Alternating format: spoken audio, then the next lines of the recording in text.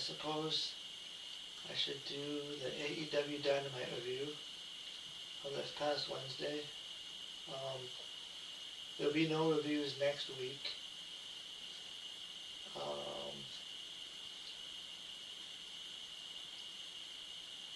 Because I'll be in Winnipeg next week for AEW Dynamite. So I will be doing live footage. We'll be taking some videos and stuff off my phone and then posting them on YouTube and all that stuff. So yeah, so stay tuned for that. So Dynamite opened up with the #1 contender match, Kenny Omega versus Swerve Strickland. And Taz is also back on commentating.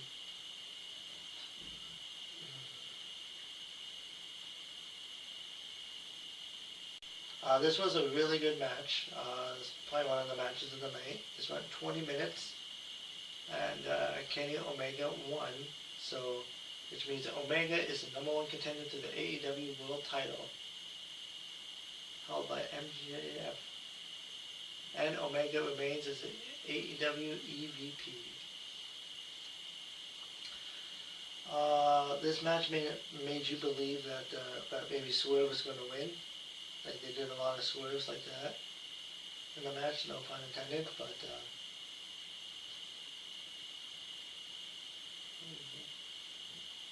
yeah, so and it was just a really good match. They got plenty of time and they built it up so well with big moves throughout the match. It could have gone either way. But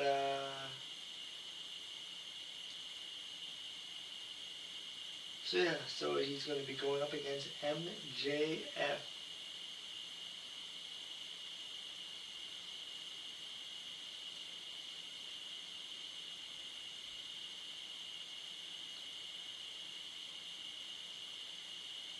So, and then afterwards, a video aired about Darby Allin's journey in AEW, including his tag team run with Sting and doing crazy things throughout his career. Allin is against Rush in the main event. Will Ospreay did a backstage promo saying he has a problem with anyone who is friends with Moxley. Will said that Pac is going to remain loyal to John. Ospreay will handle him personally and they can fix this. Ospreay talked about his time at home, has given bonding time with his son. Ospreay said that Moxley may have reasons why he snapped Will's neck in front of Ospreay's family, including his mom. Ospreay said he's going to, after John's Moxley's life, like he did too, he's going to alter Moxley's life like he did to Ospreay, and pointing out the scars on his neck. We had neck surgery, and Ospreay said he wants to face Moxley.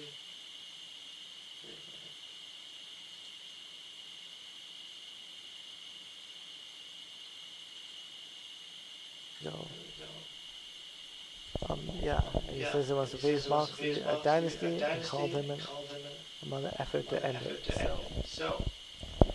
So next week on Dynamite in Winnipeg is going to be Pac versus Will Ospreay. So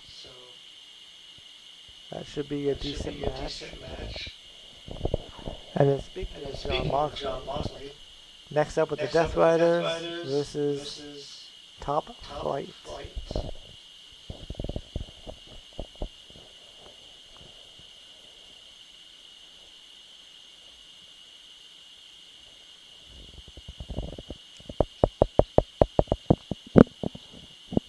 This is a good match.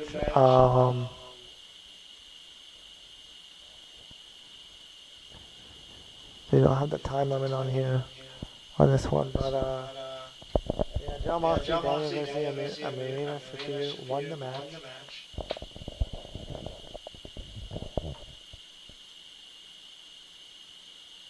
The obvious win over a trio that barely gets to wrestle on Dynamite. And then after the match, John Moxley said it's not nice to say mean things about people on TV. Moxley said he knows Ospreay is upset, but But for them, it's not personal. It's not even personal. Moxley said, if you want a match of Dynasty, then you got it. Moxley won Ospreay. Until then, don't let your mouth get you in trouble. The graphic was showing from Moxley, Ospreay on Dynamite.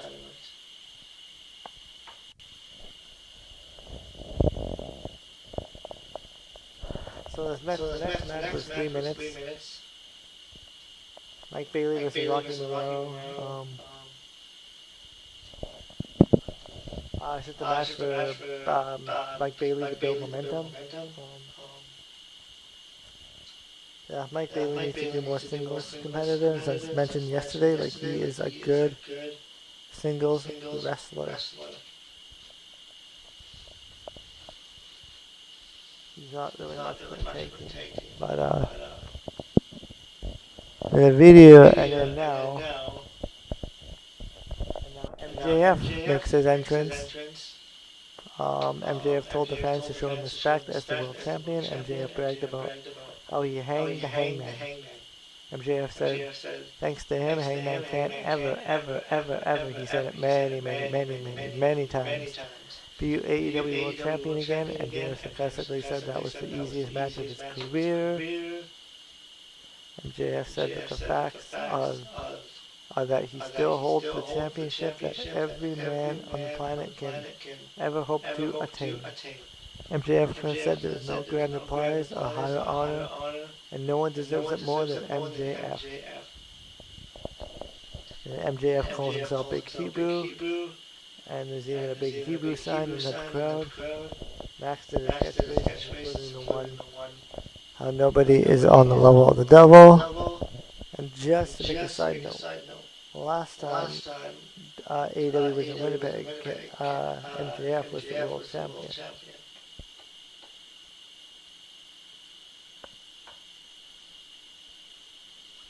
So, I don't know if that was by design or if that's just coincidence, but yeah. And Kenny Omega made his entrance during his wrestling gear. Omega got in the ring with MJF and asked, can I help you? Omega got the mic saying you guys have to excuse how he's dressed and smells, so what is MJF's excuse? Omega said he heard MJF talking all smug about he's done in AEW. Omega referred him to him as the cleaner, the best belt machine, the god of pro wrestling. Omega said even at the height of his bad guyness, he was never so silly to call himself a god and put himself above all others. Omega said that when it comes to somebody who can take that title, why not the god of pro wrestling? There was Kenny Chance. Omega talked about how he didn't listen to his body when it failed on him. Omega said MJF beats a 60 to 80%.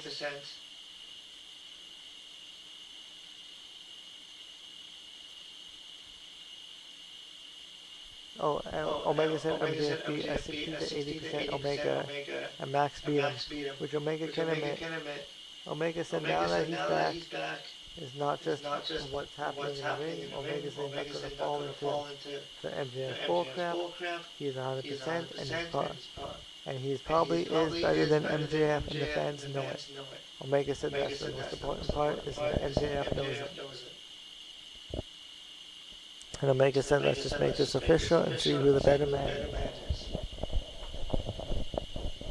So, this one will be a really good match. Yeah. And MJF said that a dynasty is the god versus the devil, and MJF said, you're on. Omega walked away from Omega at that point, and Omega ended on his catchphrase. I like that promo. Yeah, that was a really good segment there with the MJF. So if you see the handshake to end it, it sounds like it would be a regular match with MJF and Omega, which is fine.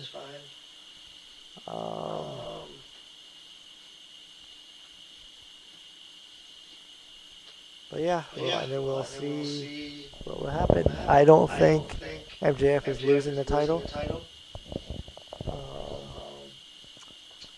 I think something may happen happen. There could be interference. Somebody could cost him the title.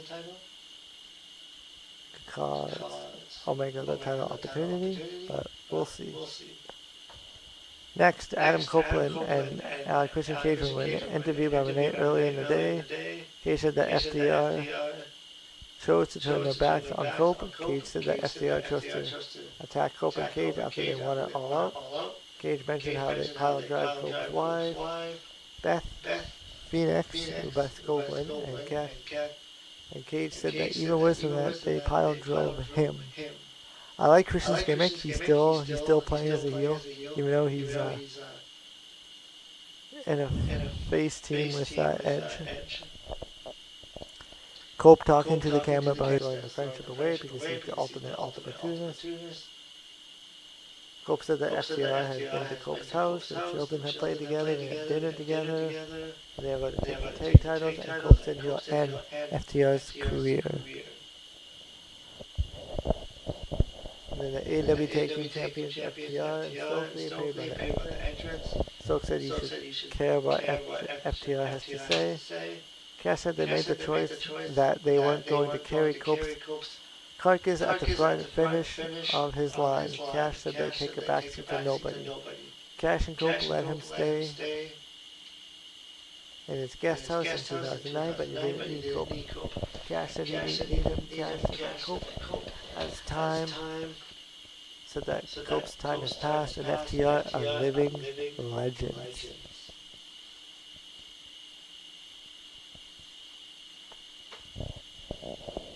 And Dax said that Cope and Cage are shells of their former selves. Dax said CUC are nostalgic acts.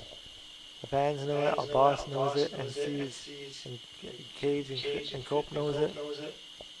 Dax said that he loves Cope's wife, and it made Cope question if this is worth it. Dax said he'll drop Cope's wife on the head. And then what will he do to Cope? Top guys out.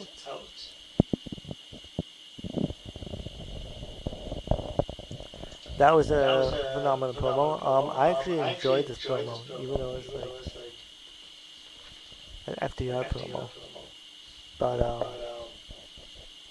yeah, I don't think they ever faced off before, so it's gonna be it'll be a different match to see. So it'll be good. Should be good. The next match is the Dogs. David Finlay, Clark Connors with the conglomeration.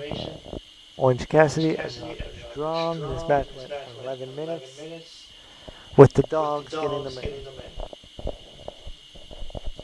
A good match was competitive win. The Dogs getting the win. It's new an AEW team. Orange is Strong are AEW veterans, so it's fine for them to lose a match like that.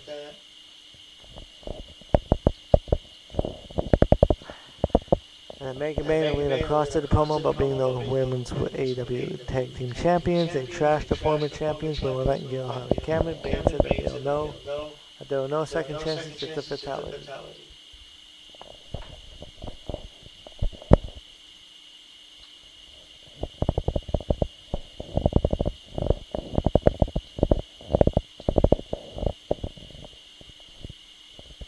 TNT champion Kyle Fletcher did a backstage promo about beating his mentor, Robbie Eagles, on Collision. Kyle said he's really good he is as really as good as he says he is.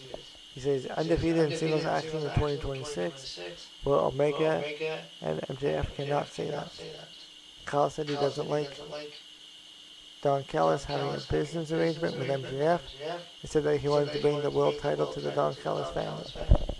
Kyle brought in Tsuchika. Kyle mentioned that Tsuchika has issues with Okada, but Kyle and Tsuchika are on the same page.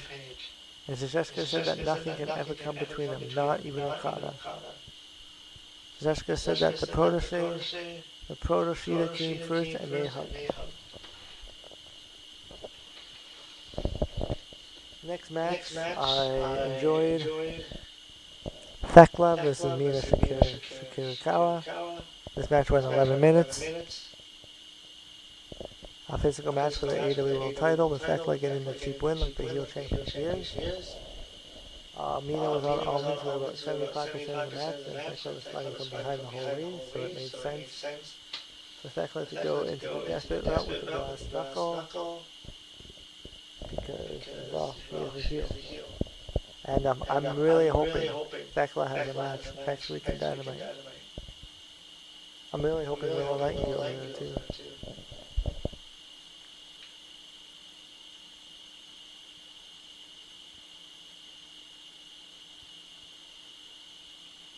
I don't know, last day that we showed you and Riho was there. Don't know what happened to her.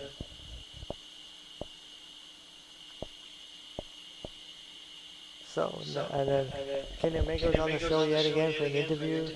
Renee said that there's an AW World title contract signing next week.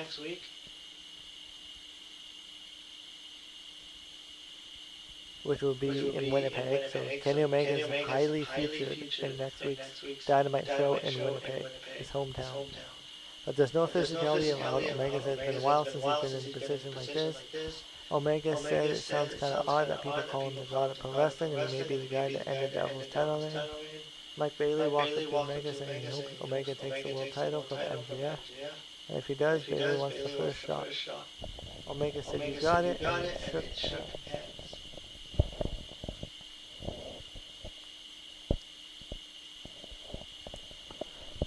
Ricochet was backstage with the Demand. Ricochet complained about how he was unjustly screwed by AEW when he lost the title in Battle Royal, even though he wasn't beaten. Ricochet, he's tired of people like Kenny Omega being handed opportunities for doing the bare minimum. Ricochet said that he beat Omega the last time he faced him. And Ricochet said, since the more threatening words to end it while low and calm people from yelling. Ricochet also has a match next week on Dynamite. So much for it. There was rumors that he was going to get fired after his social media post, but that was not true. So next up was the main event, Darby Allin and Roosh.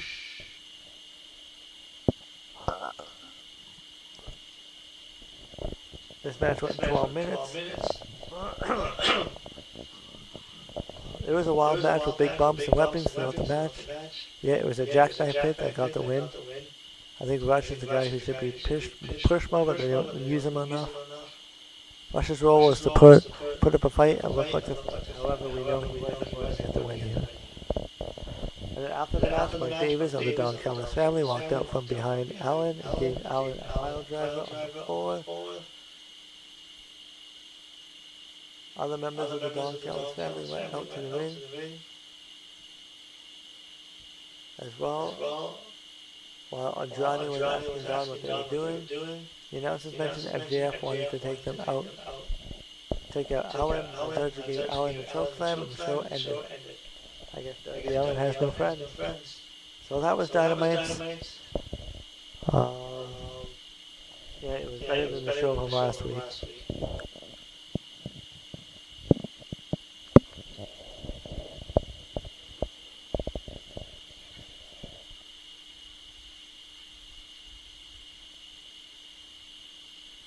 Oh yeah, and the Darby Allin Roosh match ended in a count out. Oh no count out match. Darby Allin won by a pinfall. It was just a no count out match.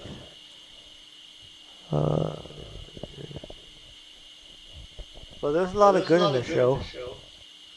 I like the MJF segment. I like the Thekla match. And I like the Kenny Omega and Swerve match. That'll probably be the best match of the night.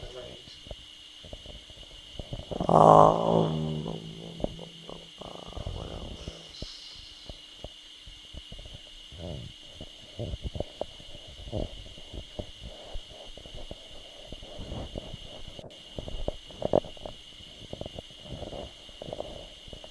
Yeah, I don't really think there's really anything.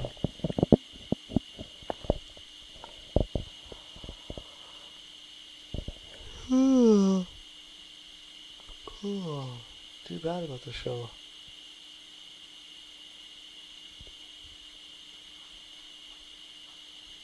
So, AEW easily has better shows, better wrestling shows than WWE. And hopefully they can tell some more stories as they get ready for Dynasty on the 12th in Vancouver, BC. And yeah, so next week I'll be at Dynamite live. So you may see me there. But yeah, until then, I'll see you right away. Actually, I'll be doing the SmackDown review in about a couple minutes, so stay tuned for that. And SmackDown was not a very good show this week. But we'll get into that in the next video.